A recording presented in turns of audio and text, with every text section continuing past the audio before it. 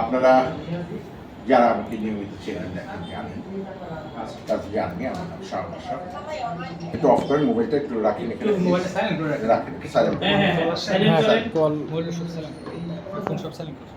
বলদিস হ্যাঁ প্লিজ আপনি এখন পরে পরে ওর মা আপনার আচ্ছা আমি আস্তে আস্তে না আপনি আমাকে চেনেন, দেখেন আপনি আমাকে চেনেন, আপনি এবং উত্তেজনায় যায় না সবকিছু দেখবেন। আপনি 60 জন লোকের হচ্ছে ফাঁসি দিচ্ছেন, আপনি মানুষের জীবনবোধ দেখছেন। উত্তেজনা কিন্তু সবকিছু সমাধান না। ও যদি দুটা ভুল কথা কয় আপনি উত্তর ভাঙায় দিবেন, জাতি জানলো।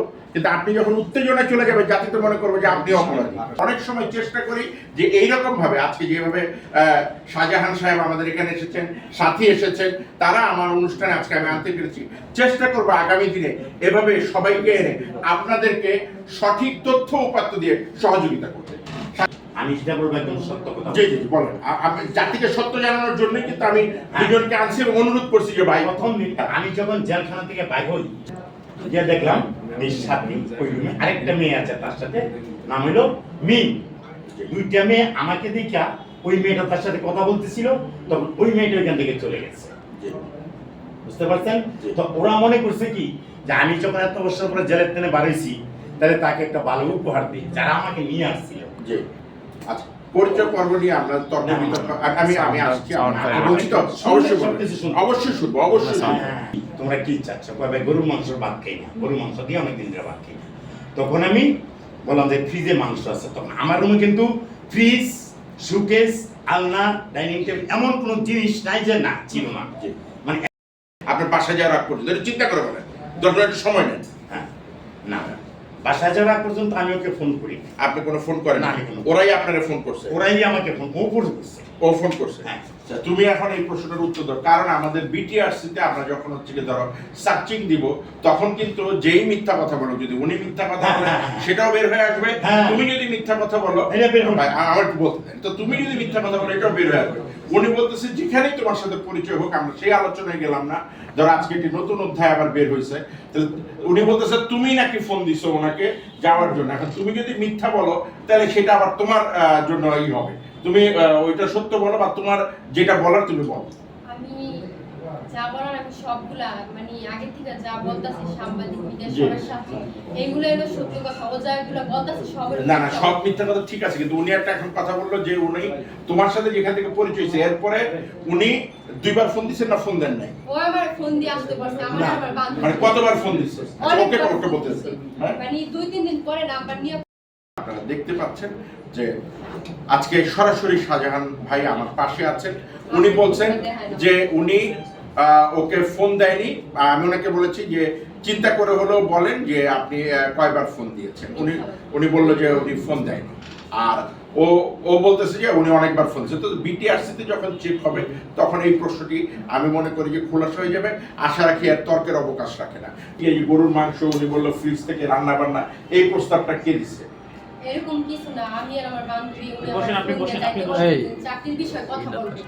আমারে বিদেশ পাঠাইবো, আমার চাচতো ভাই আপন মানে বড় ভাই ওনারে সচিবালয়ে চাকরি দিব, আমার বান্ধবীরও বলছে চাকরি দিব, আর আমারে বিদেশ পাঠাইবো। আমি বলছি যখন পরিচয় হয়েছে আমি তো ভাইয়া বাইরে চলে যাবো, বলছে যে আমার কাছে লোক আছে, আমি ভালো লোক মানে দিয়া পাঠাইতে পারবো তোমার বাইরে, তুমি আমার পাশে আসো, রুম ভাড়া। সুযোগ পেলে যে কোনো মানুষ ধরো হচ্ছে যে অনেকে বলে যে সুযোগের অভাবে আমি খারাপ হইতে পারিনি বা আমার চরিত্র খারাপ করতে পারিনি। ধরো উনি ওই সময় সুযোগ পেল তোমাদের গায়ে হাত দেয়, কিন্তু তোমরা যে দুইটা মানুষ চাকরির প্রলোভনে হোক আর যে প্রলোভনে হোক, তোমার কি মনে হয় না যে তোমরা ভুল করছো ওনার পাশে যাওয়াটা? আমরা যদি ওরকম বুঝতাম, যদি অতটুকু বুঝতাম। না তোমার তো বয়স হয়েছে, তুমি চাকরিটা বুঝো, বিদেশ যাওয়া বুঝো। আমাকে একটু প্রশ্ন করতে দেন আপনি। আমরা তো জানতাম না যে আসল রূপটা বাইর কর সবার সামনে। না তর্ক করো না। আচ্ছা আমার সাথে তর্ক করো না, আমার সামনে তর্ক করো না। তুমি দেখে কিভাবে দেন না? না শয়তানের চেহারা না, তুমি এই জন্য কথা আমার সামনে সামনে ক্যামেরার সামনে আস। তাহলে তো তুমি চাকরির কথা কইয়া নিয়া খালতু বুন কইয়া ওইনে নিয়ে আমার গায়ে হাত দিছো, সেরপর আমার মান সম্মানের টানাটানি করছো। না তুমি তুই করে বলবা না, আমার সামনে তুমি ওনারে তুই করে বলতে পারবে না। তুমিও আমার গেছো, উনিও তোমাকে অসম্মান করে কথা বলে না এখন পর্যন্ত, তুমি বলতে পারবে না। কোডে আমরা তো এই আসার কোনো আসছিল না, আমরা তো বলতাম কোডে। যেহেতু আপনারা আনছেন আমি তো জানতাম না যে উনি এই জায়গায় আসবো, জানতাম না জানতাম না আসছে। হ্যাঁ আসছে, এখন তুমি ক্লিয়ার করো। আমার কথা হচ্ছে যে তুমিও আমার শত্রু না, উনিও আমার শত্রু না, তোমরা দুজন এক জায়গায় হও না। এক জায়গায় হইছো কিছুদিনের, যদি এমন হয় যে তুমি ধরো গরিব মানুষ, তোমার চাকরির জন্য তুমি ধরো হচ্ছে গিয়ে যাইতেই পারো, কিছু তোমার ভুল হয়েছে, তুমি স্বীকার করতে পারো যে আমাদের যাওয়াটা ঠিক হয় না। কারণ একটা মানুষ ধরো হচ্ছে যে, আমি একটু আগে বললাম যে অনেকে বলে যে আমি সুযোগ পাইনি বলে আমার চরিত্র খারাপ করতে পারিনি।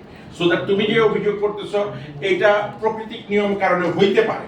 কারণ উনি যেহেতু আবার অস্বীকার করতেছে, উনি তোমাদেরকে দাওয়াত দিচ্ছে, ভালো নিয়তে নিছে, বলছে তোমরা মাছ খাও, মাংস খাও, যাই হোক এটা বিচার ভার আদালতে। কিন্তু তুমি তোমার পক্ষ বললা, সে তার পক্ষ বললো, তারপরে তুমি বলতেছো যে সে তোমার বিয়ের প্রস্তাব দিচ্ছে। হ্যাঁ, তাই তো আদালতে গেলে তুমি তো এই কথাটাই বলতে না, অন্য কোনো কথা বলবো। ভাবো আরো 1 মিনিট, এই কথাটা উনি প্রস্তাব দিচ্ছে। আচ্ছা, সেটা পরের আলোচনা আসছে। উনি তোমাকে বিয়ের প্রস্তাব দিচ্ছে? হ্যাঁ, মানে উনি আপনি কি ভাই ওরে বিয়ের প্রস্তাব দিচ্ছেন? না, ও প্রস্তাব দিচ্ছে। হ্যাঁ, আমার আচ্ছা তাহলে 1 সেকেন্ড আপনার আচ্ছা আমি আপনাকে আচ্ছা তারা বলুক। আচ্ছা বলেন আপনি, তুমি আবার বইলো বাবা, আপনাদের কথাটা বলতে করতে বলেন। আমি আচ্ছা, যখন বলেন। কথা বলবো তখন না না আমি থামাচ্ছি, বলেন আপনি বলেন। ওর মা প্রথমত আমি বিয়ের প্রস্তাবটা দেই নাই, আপনি বিয়ের প্রস্তাবটা করে আসেন না। বিয়ের ভিতর ছিলই না, আমার সাথে তো বিয়ে দিতই না। আমার আপনি বলছেন অবশ্যই বলবেন, কিন্তু আমি প্রথমে বলছি দুই পক্ষই আমার সম্মানটা রাখবেন। আমরা অবশ্যই অবশ্যই সেজন্য যায়। আচ্ছা আপনি একটু ঘুরে বসেন, এই তাহলে আমরা সময় ছোট করে নিয়ে আসি, কারণ অনেক রাত হয়ে গেছে, আমরা জিসটা যাচ্ছি না, ছোট করে যাবে না। হ্যাঁ, সেটা ঘটনা ঘটছে তাই না, অবশ্যই তাই বলবেন, কিন্তু ছোট করে। মানে ও বলতেছে বিয়ার প্রস্তাবটা আপনি দিচ্ছেন, আর আপনি বলতেছেন ওর মা দিছে, এই তো? আগে পরে হয়তো ঘটনা থাকতে পারে, মা দিছে। আচ্ছা, তারপরে বিয়েটা কিভাবে হলো?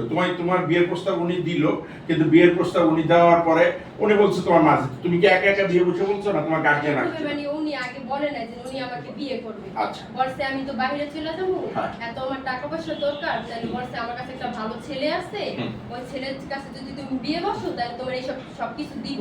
আমি বলছি কি ভাইয়া আমি বিয়ে বসবো না, আর মানুষের এসব কিছু লাগবে না, আমারটা আমি নিজেই করবো, কইরা নিমু, বিদেশ যেহেতু যাবো, আপনার এসব লোক দেখান লাগবে না। বলে কি শুক্রবারে আসবো, আমার আম্মুরে বলতেছে। তারপর আমার আম্মু বলছে ও তো বিদেশ যাওয়ার জন্য পাসপোর্ট করছে, ও যাইতে চাইতেছে, যাক।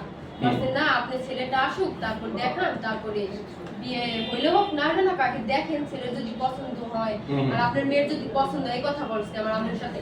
বলছে শুক্রবারে আসবো, শুক্রবার চলে গেছি, চলে যাওয়ার পরে ওনার কথা বলে। হ্যাঁ, তাও আবার যে দোকানে একটা ছেলে আসছিল, ওনার কথা বললো, তো ধরো যে ওনাকে আগে পিছে শুনতে দেইনি, একটু আমরা শর্ট করে যাচ্ছি। তো তুমি একা একা বিয়ে করছো না, তুমি কাউকে নিয়ে আসছো না? উনি যেমন বললো যে তোমার মা ওনারে প্রস্তাব দিছে, ওইটা কিভাবে হলো? আম্মু তো রাজি ছিল না। তোমার আম্মুকে কে আনলো? আমার আম্মু আসছিল না তো বিয়ের ভিতরে, আমার আম্মু ছিল না। কোন ওই যে কোর্ট কাবিনের কথা কই, যেটার মধ্যে সই নিছে, তারপর যে বিয়ের ভিতরে যেটা সই নিছে, কোন এর মধ্যে আমার আম্মু ছিল না, বাসায় ছিল না। আপনাদের কাবিন টাবিন কি ওর মার সইটাই আছে? কাবিনে ওর মা সই নাই। আমার আম্মু তো ছিল আচ্ছা না। বলতে দাও, ওনাকে বলতে দাও। এবার তোমার এতক্ষণ শুনছি উনি চুপ ছিল, কিন্তু উনি ভদ্রতা দেখাচ্ছে, তুমিও ভদ্রতা দেখাও। উনি এখন বলবে, ওনাকে বলতে দাও। যখন বিয়ের মানে যেদিন ঘটনাটা ঘটবে, হ্যাঁ, তখন ওর মা কিন্তু ফার্স্টে প্রস্তাব দিচ্ছে। তখন ওই ছেলেটাকে সাথে নিয়ে বলছে আমার ছেলেটা কাজ করতো, বাসায় গেলে ওরা দিত কাপড় দিতে, ওর কাপড় দিতে এবং থাল বাসন মাজতে। সে কিন্তু আমাকে এটা বলে নাই কখনো। তার ধারণা হলো যে হয়তো দাদা নতুন বিয়ে করছে যখন, তা হয়তো দাদার একটা কোনো ইয়া কইছে আছে আমি হোটেলে বা ইয়াতে চায়ের কাজ করবো, আবার এখানে কাজ করবো, যেই কারণে সে চলে গেছিল। তাই বিয়ের 15-16 দিন পরে যাক, সে না বলে আমাকে বলছে যে বাড়িতে যাবো, ওইটা বলে চলে গেছে। আচ্ছা যাক, তারপরে আপনার যখন প্রস্তাব হলো, তখন হইলো কি, তখন আমি বললাম যে এটা হয় না, কারণ আপনার মেয়ের বয়স কত, আমার বয়সটা কত। তখন বললো যদি আমার মেয়ে যদি রাজি থাকে, আমি বল তারপর আমি জিজ্ঞেস করিনি। তখন আমি ওকে ডাকটা রাত্রেবেলায় করে জিজ্ঞেস করলাম, মানে আমার ঘর আর তাদের ঘর, এটা যে রুম, এই রুম।